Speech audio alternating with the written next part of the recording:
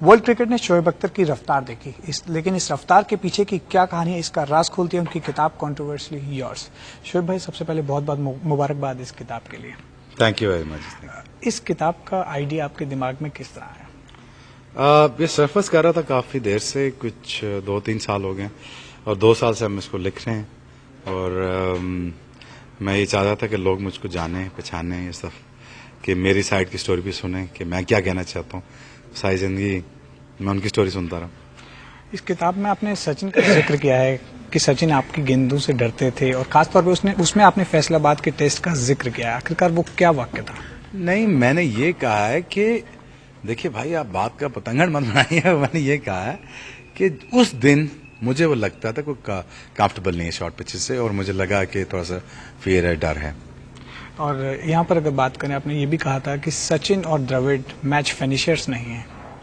देखिए, जब मैं खेला उनके साथ, जो मेरा पर्सनल एक्सपीरियंस था, तब नहीं थे। उसके बाद उन्होंने प्रूव किया। देखिए, जिंदगी है ही प्रूव करने का नाम। जब आप प्रूव करते हो तो आप माने जाते हो। रिसेंट सीरीज में आप में एग्जांपल्स हैं, सारी से आपके सामने हैं। लेकिन वो उन्होंने प्रूव किया, मैच जीते, टेस्ट मैच पूरा जीते। पूरा टेस्ट मैच जीतने के बाद तो आप you can take the credit. लेकिन ये नहीं होता कि जब मैं अपने एक्सपीरियंस की बात करूं, जो मैं खेला था तो तब ये था, तब मेरे ऐसे कोई टेस्ट मैच याद नहीं आते जो बड़ा 150 हुआ, 200 हुआ तो मैच जीत क्यों। मैंने ये कहा था कि उन दिनों में ऐसा नहीं हुआ, लेकिन बाद में सचिन ने रन्स किए, इम्प्रोवाइज किया, ड्राइवर ने गेम चेंज की अपनी, तो फिर कहीं जाके वो इस स्टेटस पे आए जहां वो मैच विनर बन सकते हैं। उस एक दिन को अगर छोड़ दिया जाए, आपके दिमाग में सचिन के लिए किस तरह का परसेप्शन है? नहीं, इज अ ग्रेट प्लेयर। वो बहुत बड़ा आदमी है और बहुत बड़ा क्रिकेटर है और वर्ल्ड क्रिकेट को शुक्रिया अदा करना चाहिए सचिन का कि उसने ये गेम खेली। आपने अपनी बुक में आईपीएल के बारे में भी जिक्र किया है। आपने ललित मोदी पर सवाल उठाए हैं। आपने लिखा है कि शायद उन्होंने आपको चीट भी किया है। जो चीजें मैंने आईसीएल खेल सकता, बहुत सारे पैसे भी बना सकता था और मैंने उनके लिए छोड़ दिया, उनके कहने पे, और शाहरुख के कहने पे मैंने छोड़ा। और मोस्ट जो रीजन थी ना, वो सौरव गंगुली थी, जिसकी वजह से मैं आईपीएल में आया। मैंने गंगुली से भी कहा था, शाहरुख भी कहा था, मैं नहीं खेलना चाहता, उनके जाने दीजिए, लेकिन फिर भी मुझे मना के वापस ले आए। लेकिन I feel I was bit deceived. कहीं ना कहीं आपको ये भी लगता है कि शाहरुख खान ने भी कहीं कुछ आपको? नहीं, ऐसा कुछ भी नहीं। शाहरुख ने मेरी बड़ी अच्छी लुक आफ्टर की है और उसने बड़ा ख्याल रखा है मेरा, और मुझे कभी डिसीव करने की कोशिश नहीं की। लेकिन हालात ऐसे बन गए कुछ उसके बाद कि शाहरुख ऑब्वियसली क्रिकेटर तो है नहीं। जो उसको गोरे ने बताया, समझाया, जॉन बुकैनन ने, तो उसने वही करना था। तो आई थिंक मेरा ख्याल है more blame on John Buchanan than Shahrukh Khan. आखिरकार हर कोई ये जानना चाहता है कि आपकी स्पीड का क्या राज है। क्या कहीं ना कहीं आपने बुक में इस बात का जिक्र किया? अगर नहीं भी किया तो क्या राज था? स्पीड तो नेचुरल थी मेरी, right from the day one. मैं तो बचपन से जब बॉलिंग करता था तब भी तेजी करता था। तो आई थिंक स्पीड तो नेचुरल थी और उसमें कभी मैंने कोई ऐसी चीज, अगर आप कहने का मकसद है मैंने कोई चीज यूज की एंडोर्स करने के लिए, नहीं। और बॉल टेम्परिंग? नहीं, बॉल टेम्परिंग देखिए, हम नाखून यूज करते रहे, जेबेज यूज करते रहे, ऑल आवर लाइफ। सचिन भी मिट्टी यूज करता रहे। सो जिसको जो हाथ लगा उसने वो किया। और यहाँ से अगर हटकर थोड़ी सी बात की जाए पाकिस्तान के क्रिकेट की, आप मौजूदा क्रिकेट को किस हालात में देखते हैं?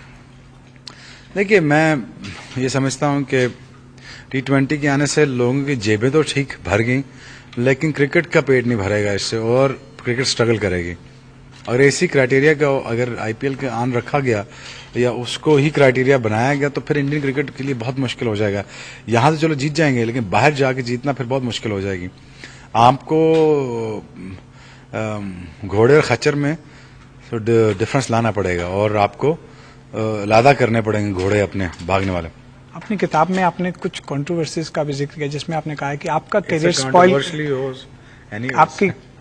आपका करियर स्पॉइल करने में कई लोगों का हाथ रहा है। नहीं, देखिए, मैं किसी को किताब में लिख के क्रिटिसाइज या ब्लेम नहीं कर रहा, मैं आपको वजूहात बता रहा हूँ।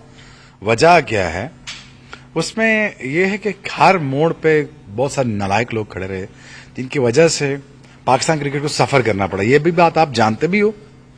और इसी तरह ही मैच फिक्सिंग के जो केस हुए वो भी आउट ऑफ प्रोपोर्शंस हुए, उस पे भी बोर्ड की गलतियां हैं, हैंडलिंग में गलतियां हैं, सिक्योरिटी पे गलतियां हैं, श्रीलंकन सिक्योरिटी टीम की सिक्योरिटी पे गलतियां हैं। गलतियां तो है ना, बोर्ड के अंदर गलतियां हैं, लड़कों में भी गलतियां हैं। सो मैंने उन वजूहात के बारे में बात की जिनकी वजह से हमारे ना सिर्फ मैं खराब हुआ और 7-8 ऐसे प्लेयर थे जो खराब हुए, मैं अकेला नहीं था। एक यहाँ पर अगर एक आखिरी सवाल कि जिस तरह से इस आपने बुक जो लिखी है, तमाम तरह की बातें होती हैं कि जब कोई भी बुक लिखता है वो शायद पब्लिसिटी स्टंट के लिए ऐसी बातें मेंशन करता है, आप क्या कहेंगे? आपको क्या लगता है, बुक पढ़ी आपने? बिल्कुल। नहीं, मैं तो अपने honestly spoken my heart out, जो मेरे ईमानदारी से जो मुझको लगता है मैंने वो लिखा और मैंने वो बताया। धन्यवाद लाइव इंडिया से बातचीत करने के लिए। Thank you. Thank you. तो ये थे शोएब अख्तर जो बता रहे थे कि उन्होंने जो भी महसूस किया अपने क्रिकेटिंग करियर में वही उन्होंने इस किताब में लिखा है। राहुल तो लाइव इंडिया दिल्ली।